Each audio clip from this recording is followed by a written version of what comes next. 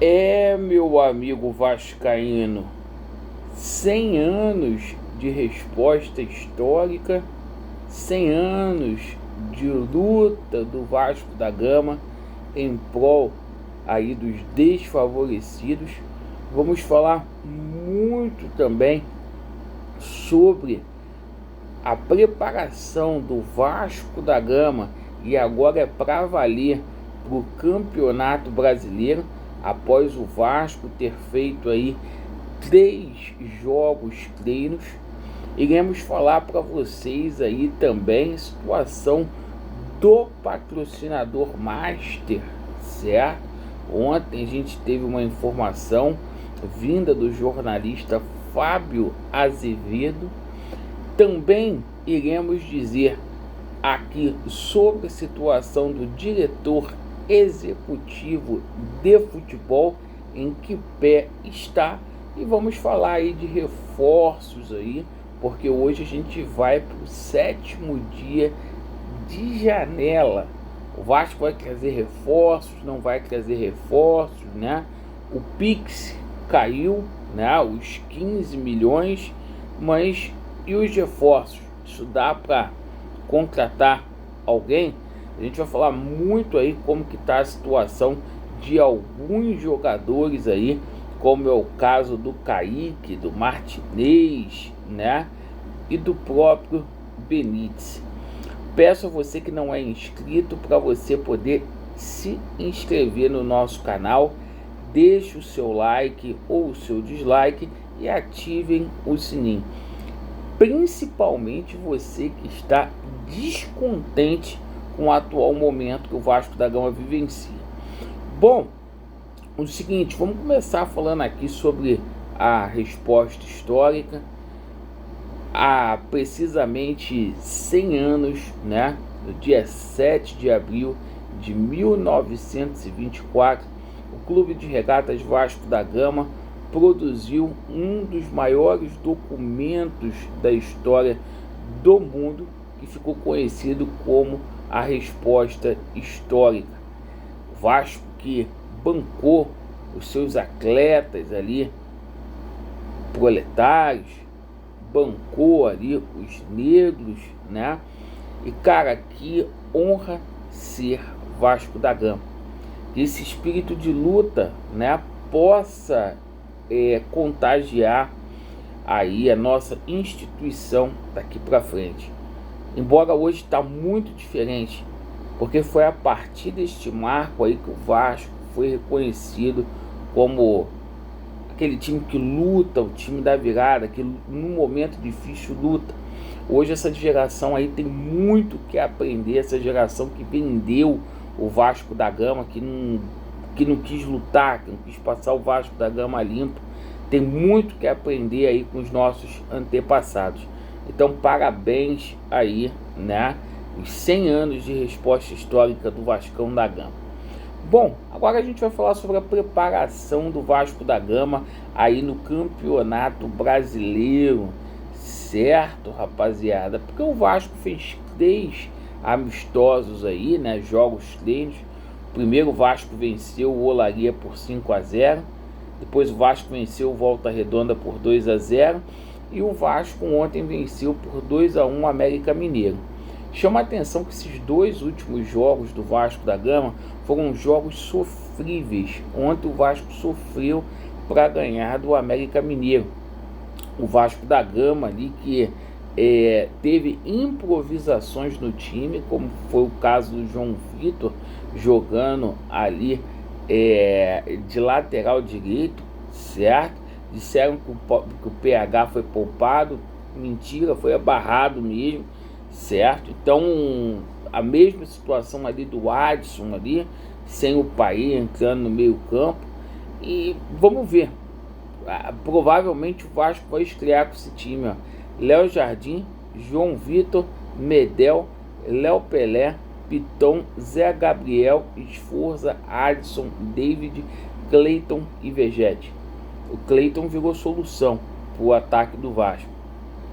Vamos ver, contra um Grêmio que foi campeão ontem gaúcho, um time muito bem treinado, que vem para ser campeão brasileiro. Bom, vamos falar aqui sobre a situação de patrocínio, porque ontem, mais uma vez, é a quarta vez que esse jornalista, ele simplesmente diz que o Vasco está negociando com 2 casas de aposta, seu Fábio Azevedo. O que a gente tem com relação a isso é boato, e o que a gente tem com relação à verdade é que o Vasco já vai para 87 dias. O Vasco já vai para 3 meses sem um patrocinador master. O resto é conversa fiada de jornalista irresponsável e de turma aí que passa pano, dizendo que o Vasco está próximo. Conversa fiada. Verdade é que ninguém quer simplesmente vincular a sua imagem a essa empresa chamada 7777 picareta, que está cheio de escândalos aí a responder, como conduta de lavagem de dinheiro, desvio de finalidade e calote aí pelo mundo todo. Bom, falando sobre o diretor de futebol, o Vasco está colocando aí a janela em risco, em xeque, porque o diretor de futebol, ele simplesmente não foi anunciado ainda. A gente vai para exato aí 16 dias aí sem um diretor executivo de futebol. Mandaram o Alexandre Matos embora sem ter um plano B. Dizem que o Vasco está conversando aí com o português. A gente não sabe tanto que o Vasco conversa. Agora, para mim, o Vasco deve ter tomado um não desse português. O filme do Vasco aqui no Brasil ficou muito queimado após a saída do Alexandre Matos. O Alexandre Matos é amigo aí de vários profissionais aí. Por enquanto, nada. O Lúcio Barbosa e o Ramon Dias seguem aí nessa janela de contratação. Janela extra de contratação que o Vasco recebeu 15 milhões aí da 777, certo? O orçamento gigante milionário para o Vasco da Gama contratar. Então a gente tomou conhecimento aí, vamos falar aqui de 3 jogadores. Primeira situação desse jogador Kaique, fraquíssimo. Ontem a gente viu o jogo aí do Juventude com o Grêmio. É que as pessoas pegam a atuação do Kaique, né, os desarmes do Kaique contra o Caxias, contra o Brasil de Pelotas, e não pega os números dele no jogo contra o Grêmio, no jogo contra o Inter. Quando vai para a classe fica mais complicado. Então o Vasco, ontem o empresário falou que não tinha clima para poder falar. Apesar disso, né, o Vasco tem negociações muito bem encaminhadas aí com essa cereja aí, destravou a situação aí do poderoso Kaique.